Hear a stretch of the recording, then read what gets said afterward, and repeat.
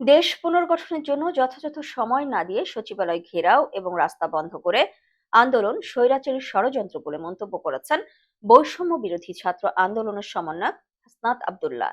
মঙ্গলবার রাতে ফেসবুকে এক পোস্টে এ মন্তব্য করেন তিনি। হাসনাত আব্দুল্লাহ বলেন, দেশ পুনর্গঠনের জন্য যথাযথ সময় না দিয়ে সচিবালয় ঘেরাও করা এবং রাস্তা বন্ধ করে আন্দোলনের নামে ১৬ বছরের ব্যর্থতার দায় অন্তর্বর্তীকালীন সরকারের ওপর চাপানো একটি স্বৈরাচারী ষড়যন্ত্র।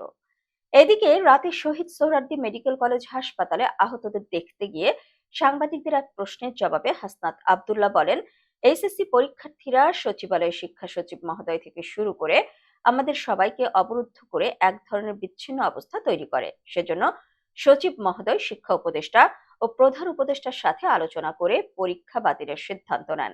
কিন্তু এমন কাজ কখনোই কাম্য না। সুতরাং আমরা চাইবো আর কখনোই এই ধরনের ডিসিশনের যেন পুনরাবৃত্তি না ঘটে, সেটা চাপে পড়েই হোক বা যে কোনো কারণেই হোক। ১৬ বছরের ক্ষত ১৬ দিনে শুকায় না মন্তব্য করে হাসনাত আব্দুল্লাহ বলেন, বাংলাদেশের প্রত্যেকটি মানুষের কাছে আহ্বান জানাবো, ১৬ বছরের ক্ষত কখনোই ১৬ দিনে শুকায় না। তার জন্য সময় দিতে হয়। আপনারা বিভিন্ন দাবিতে যে এখন আন্দোলন করছেন, দেখুন ১৬ বছরের একটি ডিফল্ট সিস্টেমকে স্বাভাবিককরণের জন্য সরকারকে একটু সময় দিতে হবে।